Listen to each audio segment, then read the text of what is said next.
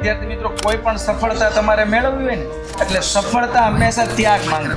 હવે આ વિદ્યાર્થીમાંથી શીખવા જેવું એ હતું કે એણે એની સૌથી પ્રિય જેને કહેવાય ઊંઘ, એનો ત્યાગ કરી દીધો હતો. તારીખ તો આપણને ખબર જ છે કે 12 સાયન્સ હોય અને સાયન્સમાં સૌથી વધારે મહત્વ ધરાવતું એટલે એમસીક્યુ નો સેશન, અને બધાથી અઘરામાં અઘરો લાગતો એમસીક્યુ નો સેશન. પપ્પા તો સવારે 4 વાગે ઉઠી જાય પહેલા, કેમ કે એમને આનંદ માલ લેવા જવાનું અને ફ્રૂટ નું ને બધું આઈને લહેરી જતા રહે, અને હું સ્કૂલ અને મમ્મી તો ઘર કામ કરે. તેથી તમને પહેલેથી કેવો વિશ્વાસ હતો કે એ કરી શકશે કે નહીં કરી શકે? હા, મારા છોકરાની મહેનત હતી. એ પહેલા સાયન્સ લેવાનું ના કહેતો હતો. નમસ્કાર વિદ્યાર્થી મિત્રો, કેમ છો? મજામાં છો? આપ સૌ વિદ્યાર્થી મિત્રોનું ગુજરાતનું સૌથી મોટું ઓનલાઈન પ્લેટફોર્મ વિદ્યાકુલમાં સ્વાગત છે.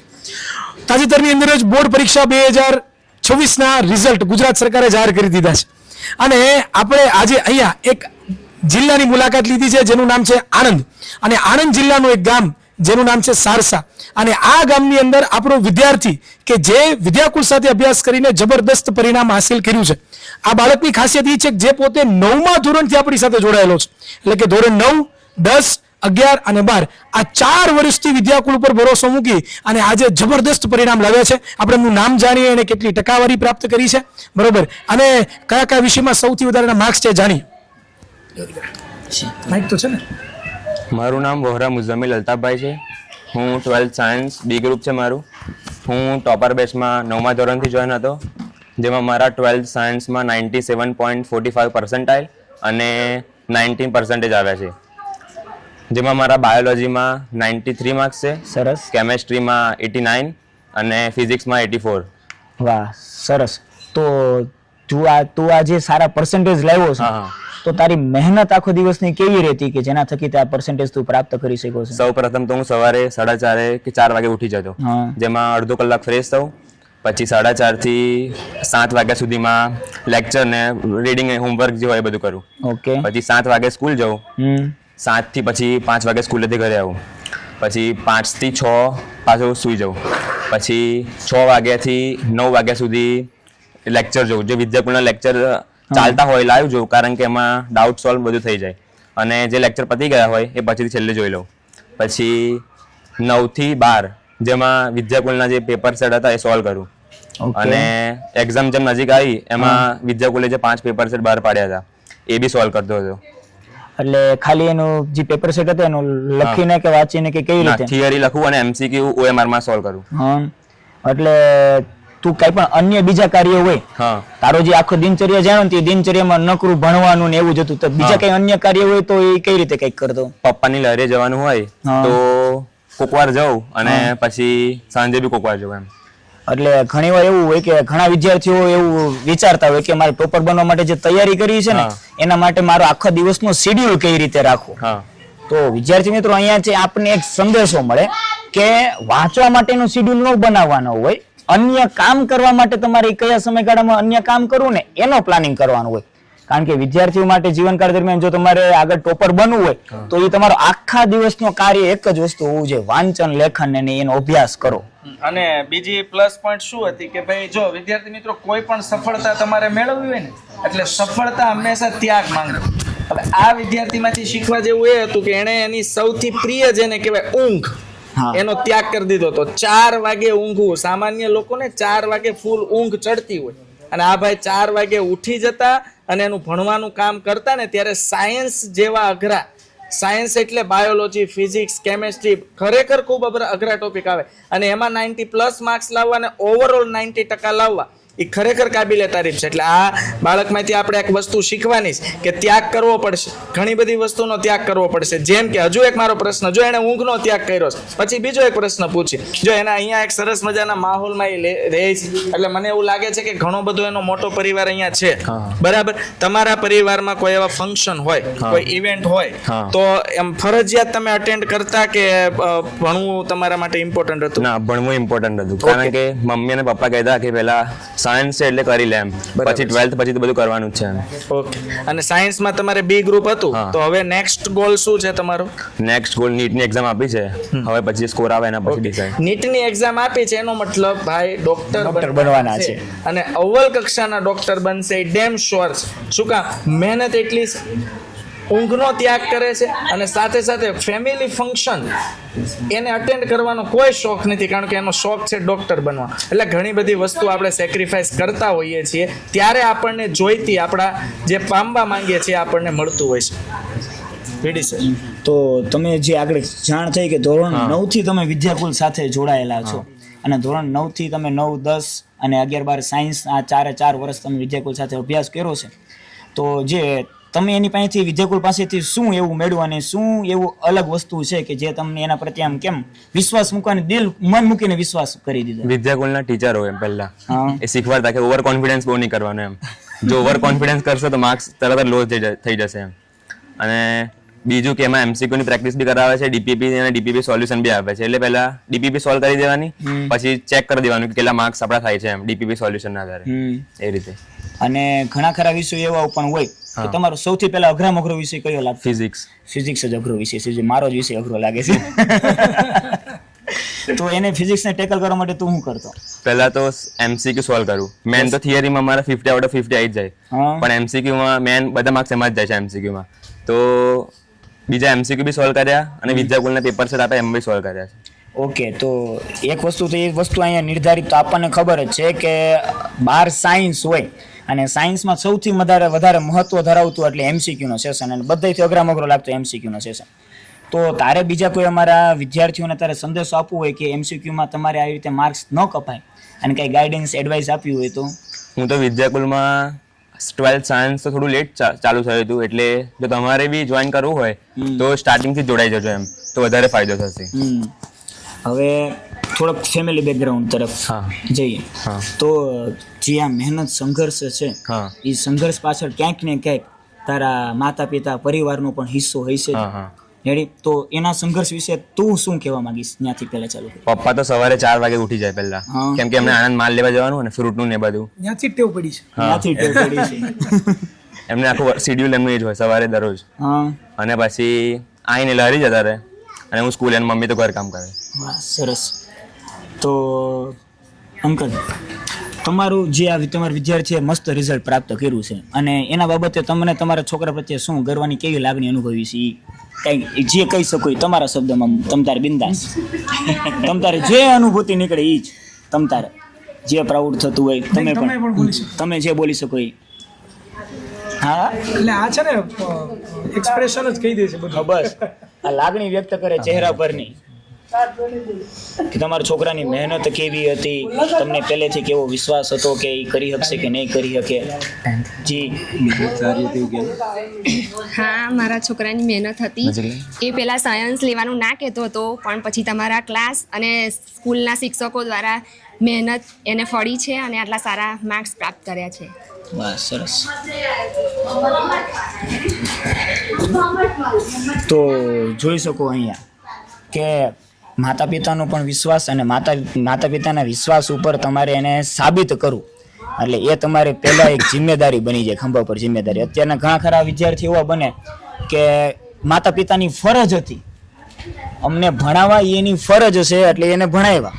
હવે અમારે એને ફરજ ઉપર એને ખડું ઉતરવું, હકીકતમાં એની ફરજ નથી, એ તમારા પ્રત્યેનો એનો પ્રેમ છે અને એ પ્રેમના બદલામાં તમારે એનું જે તમારા પર વિશ્વાસ છે એ વિશ્વાસને ક્યારે તૂટવા ન દેવો.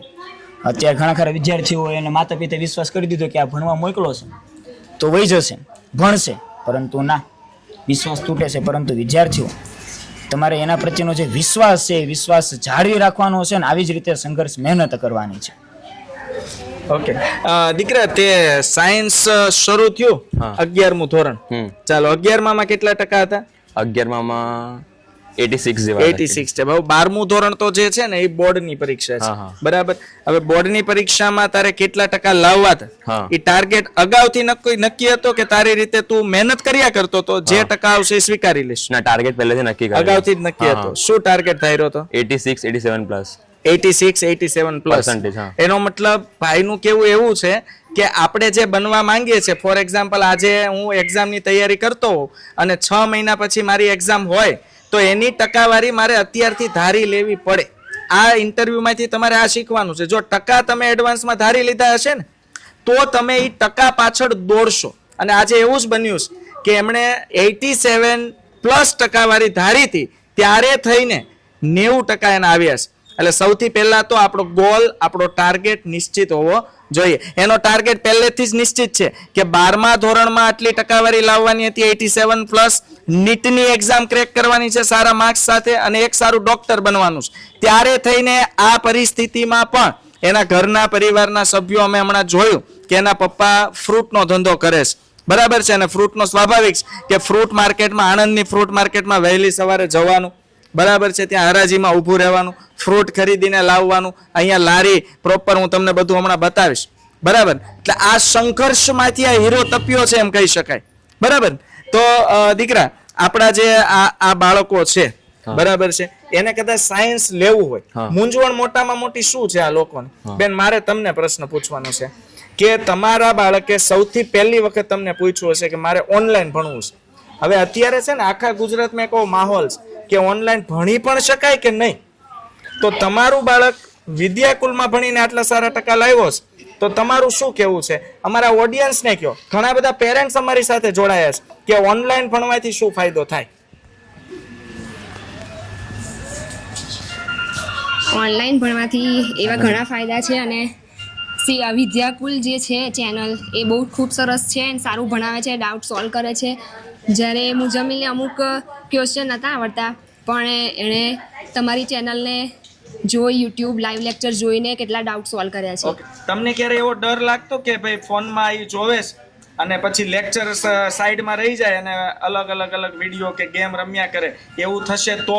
એવી કઈ બીક તમને લાગતી? ના, એવું તો કાંઈ લાગતું જ નહોતું, કારણ કે મને તો ખબર જ હતી કે એ ભણશે જ. બરાબર છે. ઓકે, એટલે એના મમ્મી પપ્પાને વિશ્વાસ છે. અને જો એઝ અ પેરેન્ટ્સ આમાં મારા આ સાંભળતા હોય, ઇન્ટરવ્યૂ જોતા હોય, તો એઝ અ પેરેન્ટ્સ તરીકે તમારા બાળક પર વિશ્વાસ મૂકો. એને મોબાઈલ, ટેબ્લેટ અથવા પીસી આપો, એમાં વિદ્યાકુલ જોઈન કરાવો. જો તમે કરાવશો અને વિશ્વાસ રાખશો ને તો અવશ્ય ભણશે. કારણ કે આ ડિજિટલ યુગ ચાલી રહ્યો છે. હવે આપણે બધાએ સમજવાની જરૂર છે કે ડિજિટલ યુગમાં આપણું ઇન્ડિયા પણ ડિજિટલ થવા જઈ રહ્યું છે. તો આપણા બાળકને મોટિવેટ કરશું તો એ અવશ્ય ભણશે. એના ઉપર વિશ્વાસ રાખવો પડશે, બરાબર. અને હમણાં જ મારે વાત થઈ ભાઈ સાથે, આ સારસા, આણંદનું સારસા ગામ છે, કે અહીંયા એક પટેલ, શું કીધું બેટા? પટેલ ક્રિશા. પટેલ ક્રિશા કરીને પણ એક છોકરી છે. અત્યારે ઇન્ટરવ્યુમાં ક્રિશા ઇન્ટરવ્યુ જોશે ને, તો ક્રિશા પણ તું વાત કરજે.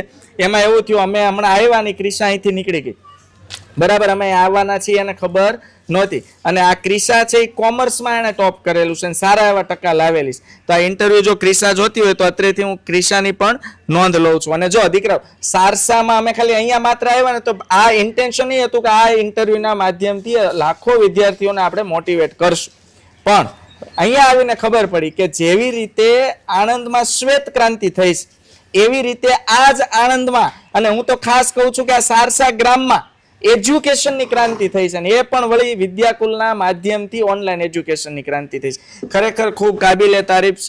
અહીંયા તમે જુઓ આસપાસ આ બધા ઓડિયન્સ છે, મને એવું લાગે છે કે આ બધા સપોર્ટિવમાં હશે, રાઈટ? અને આ બધા એના પરિવારના સભ્યો છે. ઓકે.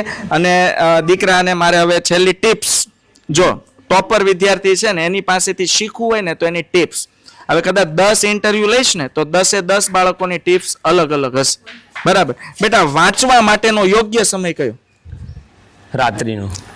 સવારે તો વાંચતો પણ યાદ એટલું બધું ના રહે. રાત્રે તો શાંત વાતાવરણ છે એટલે બધું યાદ. બરાબર. જો હવે આ દીકરાએ એમ કીધું કે હું સૌથી વધુ રાત્રે વાંચી શકતો, એના મતે. હવે કદાચ બીજા કોઈ સ્ટુડન્ટનો ઇન્ટરવ્યુ લઈશ ને તો એ સૌથી વધુ ક્યારે વાંચી શકતા હોય તો એમ કે સવારે. એટલે વાંચવાનો કોઈ પ્રોપર સમય હોતો નથી. તમારો જ્યારે ઈરાદો બેસ્ટ હોય ને ત્યારે તમે બેસ્ટ વાંચી શકો છો, બરાબર. અને વિદ્યાકુલનું કયું ફીચર તને સૌથી વધુ ગમતું?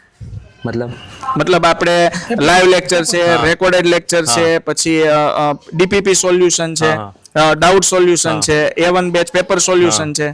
એમાં આપણે અલગથી ડાઉટ બી પૂછી શકીએ એમ સરને, કે તરત સર રિપ્લાય બી આપી દે તરત. બરાબર.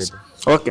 તો આ બાળકના ઇન્ટરવ્યુમાંથી ઘણું બધું આપણે શીખ્યા. છેલ્લી અમારા ઓડિયન્સને તારા તરફથી 2-3 સબ્જેક્ટ રિલેટેડ, જેમ કે ફિઝિક્સ છે, બાયોલોજી છે, કેમેસ્ટ્રી છે, કેવી રીતે એમાં તૈયારી કરવી, બરાબર, અને આટલા ટકા લાવવા હોય તો કેવી રીતે સ્ટ્રેટેજી, મતલબ ટાઈમ ટેબલ બનાવવું, XYZ, તું જે કરતો હોય એવું મને 1 મિનિટમાં જણાવી દે. સૌ પ્રથમ તો ફિઝિક્સ, જેમાં અડધા લોકો દાખલા ગોખી લે એમ, પછી એક્ઝામ ટાઈમે કઈ યાદ બી ના આવે એમ, એટલે દાખલા ગણીને રફ વર્ક એટલે ટૂંકમાં ભાઈ ધ્યાન રાખજો, દાખલા વાંચવાની ગોખવાની વસ્તુ નથી. આ દાખલો છે, કાંઈ ગોખીને પછી કઈ ઊંધેથી એનો જવાબ ન લાવવાનો હોય, બરાબર ને? એની પ્રેક્ટિસ કરવાની. એટલે દાખલા ગોખવા નથી ફિઝિક્સના. પછી કેમેસ્ટ્રીનું બેટા? અને કેમેસ્ટ્રીમાં તો એ બી પેપર સોલ્વ વધારે કરતો. Okay. અને બાયોલોજીમાં થિયરી તો લખી દેતો એમ. લખી દેતો, બરાબર છે. ઓકે, તો સરસ ટકાવારી લાવ્યો છે. હું વિદ્યાર્થી, એમના મમ્મી પપ્પા, આ આસપાસ જે પરિવારના સભ્યો છે એ બધાનો આભાર માનું છું Thank you. કે અમને ઇન્ટરવ્યુ લેવાનો મોકો આપ્યો. ખરેખર તમારા જેવા વિદ્યાર્થીઓ ગુજરાતમાં બેઠા છે ત્યારે અમને ગર્વ થાય છે કે અમે ઓનલાઈન એજ્યુકેશનના માધ્યમથી સ્ક્રીન ઉપર ખાલી ભણાવીએ છીએ. આ બાળકને અમે લાઈવ આજે જોયો છે, બરાબર છે, પણ એની લાગણીઓ અમારી સાથે જોડાયેલી છે. તો આવી જ રીતે વિદ્યાર્થી મિત્રો, આ એજ્યુકેશનનો ભગીરથ યજ્ઞ છે, આમાં જોડાશો ને તો તમને અવશ્ય સફળતા મળશે. જેવી રીતે આણંદનો એક દીકરો સાયન્સ લઈને પણ જો 90% લાવી શકતો હોય તો આપણે પણ લાવી શકીએ. જોઈએ માત્ર ધગશ, ડેડિકેશન અને ડિજિટલ ઇન્ડિયા પર વિશ્વાસ. તો ફરીથી મળીશું બાળકો એક આવા જ સરસ મજાના અન્ય કોઈ વિદ્યાર્થીના મોટિવેશન ઇન્ટરવ્યુ સાથે. ત્યાં સુધી વિદ્યાકુલ ગુજરાતી કોમર્સ કે વિદ્યાકુલ ગુજરાતી સાયન્સ ચેનલ કે વિદ્યાકુલ ગુજરાતી ચેનલ તમે જો જોતા હો તો અવશ્ય સબસ્ક્રાઇબ કરી લેજો અને વિદ્યાકુલમાં જોડાજો, કારણ કે ઓનલાઈન એજ્યુકેશનના માધ્યમથી ટોપર બની શકાય એ આ બાળકે સાબિત કરી દીધું છે. મળીએ. જય હિન્દ, જય ભારત.